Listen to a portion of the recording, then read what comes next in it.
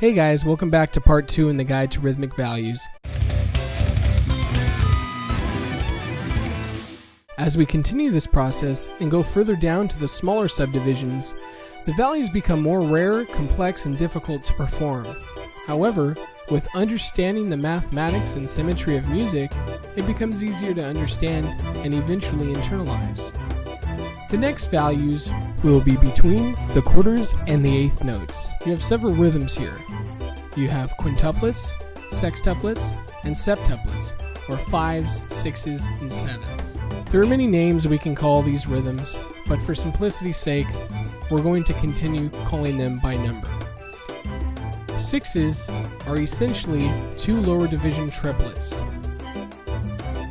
As you can see, if I were to double these, it would make 6, and they'd be evenly distributed through the measure.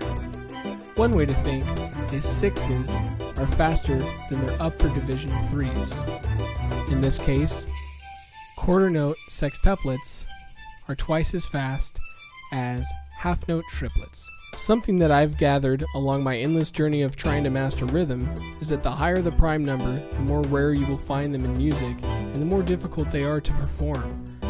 To be honest, I haven't seen half of these rhythms in music, and I listen to pretty progressive music. From Frank Zappa, Dream Theater, Yes, Rush, Animals as Leaders, to even classical music such as Chopin, Liszt, other romantic and impressionistic composers. Not saying none of them are used. Many I have seen, but not nearly all of them, especially the higher primes approaching the 32nd note. Let's talk about the numbers between eighths and sixteenths. As you can tell, as the subdivisions get smaller and smaller, you're able to fit many more notes before the next subdivision happens. So we have 9 through 15. Same rule applies. We take the larger of the two values, so in this circumstance, we take the eighths and not the sixteenths. We take the eighth note value and beaming and bracketing the grouped rhythm with the signifying number. We can use this same principle for the numbers in between 16th and 32nd notes. These, of course, are 17 through 31. And of course, anybody who can count does know that. You can further go between 32nd notes and 64th. The same rule applies on and on. So basically, whether you're dealing with 3s, 7s, or 15s, they can all be thought of as ratios. In this case, 3 in the time of 2. You're taking 3 half notes and symmetrically squeeze them in the time of 2. Or also here, 5 in the time of 4, 6 in the time of 4, and 7 in the time of 4. We go on to the next subdivision. We have 9 through 15 in the time of 8, and so on.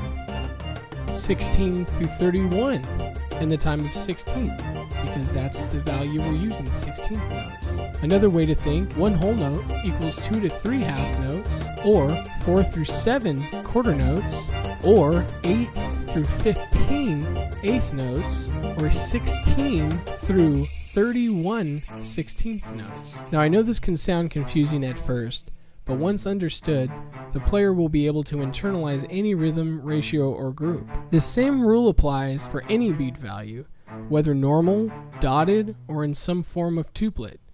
Just take the length of a measure, beat, group, or phrase, figure out what your desired values are, your rhythms, tuplets, ratios, etc., and symmetrically squeeze it in that time with a signifying number or ratio connected to the beam or bracket of the grouped values.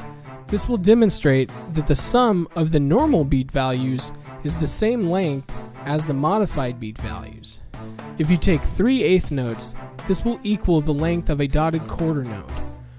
But 5 eighths grouped with a beam that says 5 in the time of 3 means you will fit 5 eighth notes symmetrically in the time it would take 3 eighth notes to sound. Same thing for 7 in the time of 5. 7 eighth notes are fit in the time it would take 5 to sound.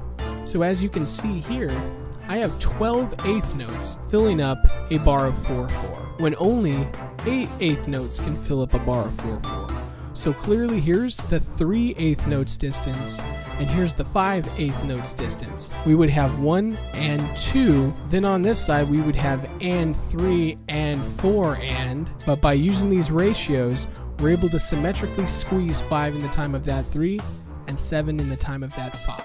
Okay guys, I hope you learned something.